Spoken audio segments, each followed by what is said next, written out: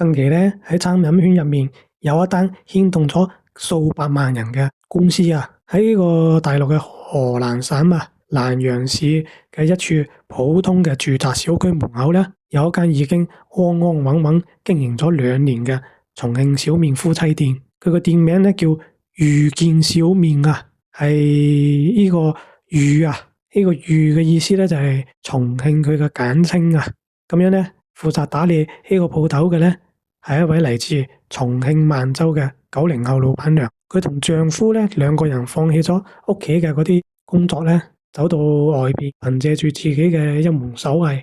踏實咁搵錢養家啦，係嘛？2年以嚟，從嚟都冇諗過要靠網絡嘅流量嚟包裝自己啦，更加咧冇打算過模仿任何嘅連鎖品牌搶熱度啦。每一日維持住呢個固定嘅節奏啦，凌晨4點鐘就起身，親自準備當日需要嘅食材，新鮮熬嘅嗰啲辣椒油啊，同埋嗰啲咩手炒嘅製豌豆肉碎啊，就連嗰啲湯底啊，同埋嗰啲調料啊，都唔會使用市面上嗰啲半成品嘅預製包嚟製作嘅，完完全全係話靠自己嘅傳統手工嗰啲方式嚟製作出嚟嘅。咁樣咧，呢間小店咧，淨係服務周圍嗰啲街坊鄰居嘅啫，主要咧係上落班嗰啲嘅上班族啦，同埋附近返學嗰啲學生啦。一碗基礎嘅素麵咧，佢嘅定價係8蚊雞咯。講就講話素麵嘅，咁多少都會俾2粒嗰啲豆你噶，同埋蔥你嘅。你知噶啦，四川嗰啲嘅重慶嗰啲人好中意食麵咧，放啲豆落去噶嘛，係嘛？嗰啲我都唔知咩豆啦，黃色一粒粒嘅，同埋嗰啲好中意放嗰啲嘅。垃垃雜雜嗰啲嘅蔥啊、蒜啊，乜鬼都放啲噶嘛。反正嗰啲咧，其實又好平嘅啫，係嘛？就算係佢用料最足嘅嗰啲牛肉小麵咧，都唔會超過15蚊咁話噶。咁樣咧，計埋佢嗰啲嘅租金啊、燈油火蠟啊，同埋食材本身嘅成本啊，係嘛？加上人工啊，平均每一碗麵咧，呢個老闆娘咧，佢都係話大概只能夠賺到3蚊左右到嘅啫，再加上咧2公婆長時間睇鋪咯，其實賺嘅都只不過係一份體力上面嘅辛苦錢咯，係嘛？比打工可能真係好啲啲咯。咁樣咧就係呢一間遠離商業圈、默默經營嘅社區小店咧，無端端咧喺今年嘅6月份初咧，收到咗法院寄過嚟嘅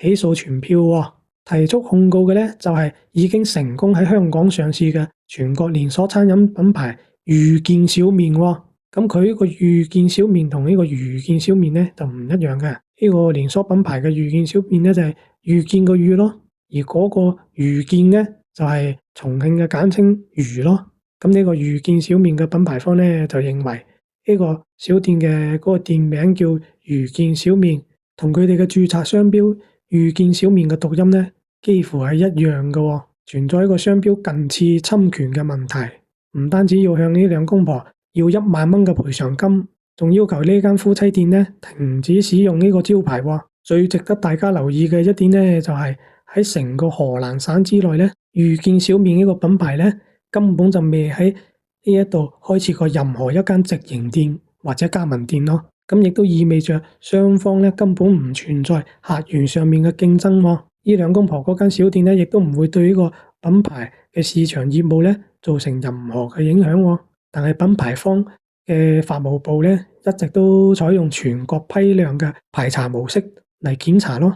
唔會具體核實當地嘅嗰啲實際經營嘅情況啦。只要發現呢個店嘅店名讀音相似，就會直接起訴。好啦，我哋講翻成件事嘅來龍去脈先。2年前呢2公婆咧係因為重慶當地嘅呢啲咁嘅麵館啊，實在係太多啦，可以講話50部一小間，100部咧就一大間啊！呢個競爭壓力咧係十分之大嘅，而且咧喺重慶當地咧，佢哋嗰啲咁嘅小麵咧，一般都捲得好犀利嘅，嗰個價格5蚊雞一碗都會有，所以你可想而知喺咁大嘅競爭壓力之下，嗰個創意嘅成功率咧就顯得非常之低啦。咁樣咧，佢哋2公婆睇到呢一點咧，當然就有啲怕啦，係嘛？所以咧就決定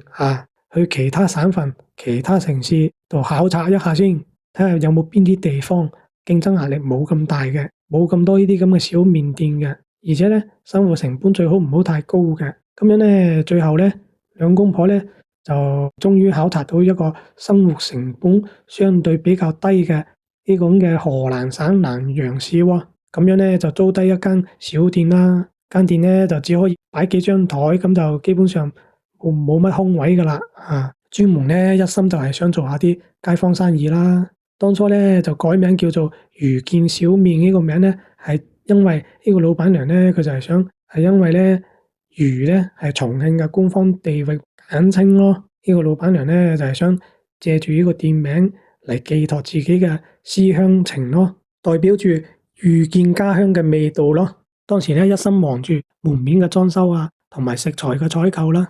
佢亦都唔識得點樣去查呢啲咁嘅知識產權啊，呢啲咁嘅商標信息咯，自然咧就唔清楚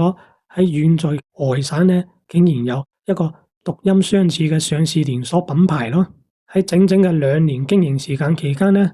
遇見小麵嘅總部維權團隊咧，從嚟咧都未對呢兩公婆發出過任何嘅提醒或者警示嘅，就好似我哋 YouTube 俾人哋 ban 咗個頻道一樣，佢係從來冇預警嘅，完全冇提前溝通過呢個店名可能會存在過爭議嘅，就直接喺6月3號，今年嘅6月3號寄出咗呢個起訴嘅文件。一開始呢個老闆娘仲以為係收到啲詐騙信息啦，點知咧核實完法院嘅資料之後咧，就真係感受到壓力咯。佢本身唔了解商標相關嘅嗰啲法律條文嘅，只不過之後透過第三方嘅牽線，同呢個遇見小麵嘅品牌方嗰個維權團隊律師啊，展開咗私下嘅和解同溝通。咁佢呢個遇見小麵品牌嘅律師咧，就俾咗一個條件佢。需要一次性支付7000到8000蚊嘅賠償金，先至可以撤銷呢個訴訟。但係按照佢一間小店嘅呢個盈利狀況嚟睇咧，呢一筆錢需要賣出1400碗呢個麵，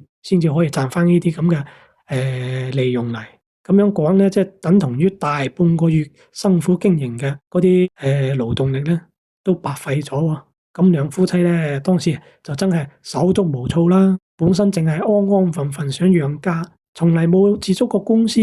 亦都冇對應過上市公司嘅維權起訴噶。面對一筆對於普通人嚟講非常之龐大嘅賠償數額，壓力大到完全唔知點算。所以咧，呢個老闆娘佢就喺當地嘅嗰啲網上論壇啊，將佢件事原原本本咁喺個論壇上面咁講解出嚟。咁後嚟咧，當地嘅民生新聞記者咧，喺呢啲論壇得知呢個老闆娘被無辜起訴嘅事件，所以咧專門去到佢間店度現場探訪喎。記者去到間店咧，就靜雞雞咁聽老闆娘講自己呢2年嚟每一日都捱更抵夜手工做麵，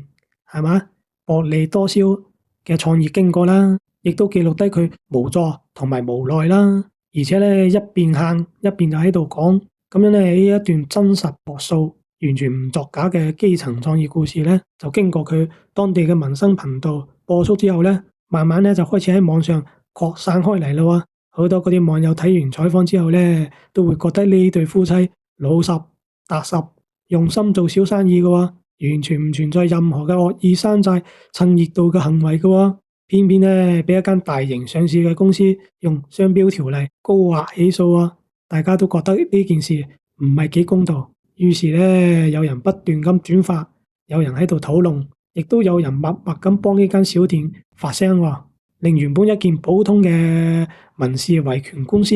慢慢變成全國關注嘅熱議事件咯。亦都正因為事件有咗曝光度，有咗大眾嘅關注，先至吸引到專業嘅人士留意呢位老闆娘嘅困境。隨住呢件事慢慢俾外界知道，好多民間嘅嗰啲執業律師啦，主動咧就聯繫上呢個老闆娘咯，自願咧免費幫佢梳理呢個案件啊，同埋佢嗰啲辯護證據啦，仲俾咗呢個專業嘅法律意見佢。咁呢啲律師團隊咧就明確咁同呢個老闆娘講咧，話呢個地域嘅簡稱係唔可以俾單一企業獨佔嘅。意思咧就話佢呢個遇見小麵嘅遇係屬於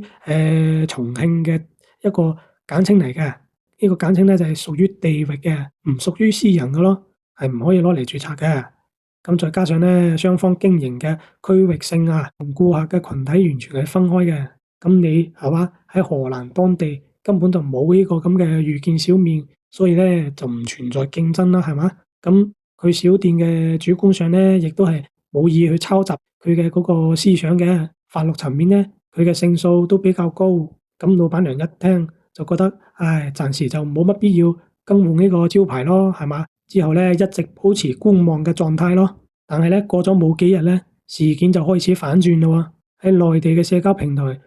突然間湧現出大量嘅影片同埋貼文，抵制呢間香港上市嘅遇見小麵。評論區嘅90%網友咧都表示支持抵制喎，各式各樣嘅留言層出不窮。有人話遇見小麵本嚟就係慣犯，經常起訴各地嘅小店，好似之前成都嘅玉見小食店就係案例啦。亦都有好多人覺得品牌專門針對嗰啲無權無勢嘅草根創業者嘅，千祈唔可以幫襯啊！唔係嘅話咧，消費嘅嗰啲錢咧就會變成佢打壓普通生意人嘅資金喎。仲有網友話咧，遇見小麵80%嘅產品都係預製食材，成間店咧根本唔需要專業嘅廚師，淨係靠微波爐同埋鉸剪就可以出餐噶啦，完全缺乏手工嘅價值啊！數以百萬計嘅抵制言論咧就快速發酵啦，一日都唔夠，遇見小麵咧就發佈公告，聲稱6月12號已經溝通撤銷對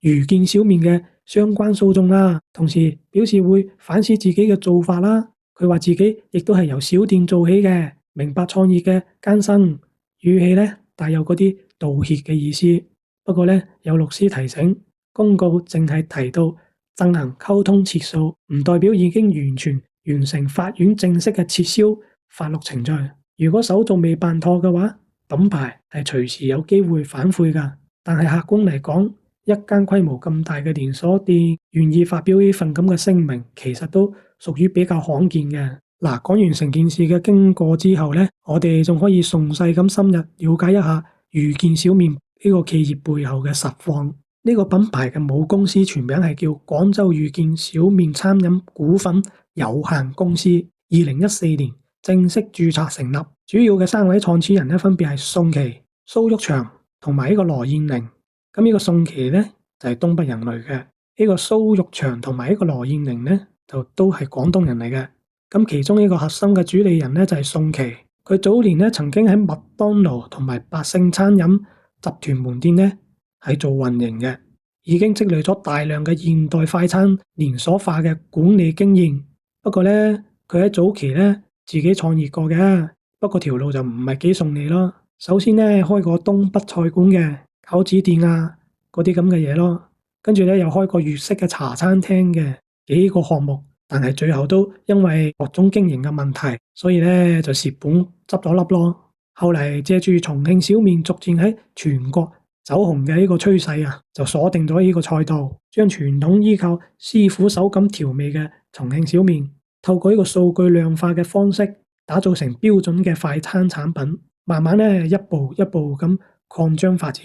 好多人會誤以為呢間咁嘅企業咧係有喺美國上市嘅，實際上咧個品牌並無涉足美股市場，唯一嘅上市地咧就係香港嘅聯合交易所。上市嘅時間咧係喺2025年12月，其實呢個品牌咧喺2025年嘅前一年，即係2024年就已經正式進入咗香港市場噶咯。當時喺香港咧開咗大概有10幾間直營店啦，基本上香港每個區都會有噶啦。咁呢間店喺香港嘅嗰個套餐消費價格咧，嗰啲消費水平咧，通常都係比大陸要高1倍以上嘅喎。佢哋主要嘅消費群體咧係大陸嘅嗰啲旅遊一族啊，同埋上班族比較多咯。基本上都係遊客比較多。整體嚟講，本地嘅口碑咧就比較一般咯，因為大家覺得呢個產品嘅工業味比較偏重咯，性價比亦都唔高。再加上今次嘅起訴事件流傳得咁廣，亦都進一步咁影響咗佢一個品牌嘅公眾形象。至於海外市場嘅佈局，遇見小麵暫時除咗新加坡開設咗一間呢個試營運嘅門店之外，喺其他所有嘅海外地區暫時咧都冇相應嘅分店。根據品牌嘅招股書披露，佢嘅官方數據截至2025年嘅年末，內地連同香港地區在內，整體嘅門店數量達到450幾間，仲有100幾間嘅門店咧係處於籌備開業嘅階段喎。國內嘅門店大多集中喺廣東、廣西、福建一帶嘅南方城市。咁呢間遇見小麵咧，佢都對曾經嗰啲網上嗰啲留言咧表示過，絕大部分嘅連鎖門店咧都係採用中央工廠統一生產嘅預製調料包喎，包括嘅嗰啲嘅碎肉啊、辣椒油啊，同埋嗰啲湯底啊，都會提前做好，然後咧真空包裝到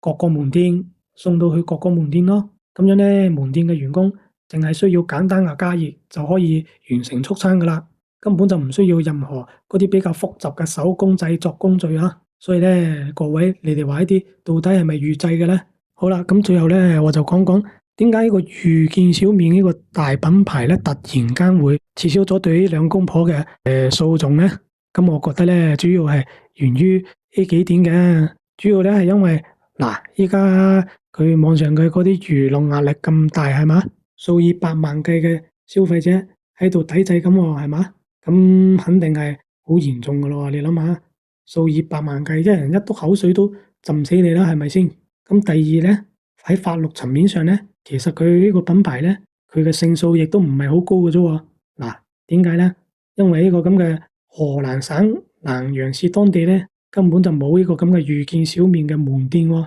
甚至乎連整個河南省都冇喎，係一間都冇喎。咁呢個老闆娘起個名，只不過係借重慶嘅簡稱渝嚟寄託鄉情啫，係嘛？主觀上咧，亦都完全係冇山寨嘅意圖嘅。加上雙方顧客群體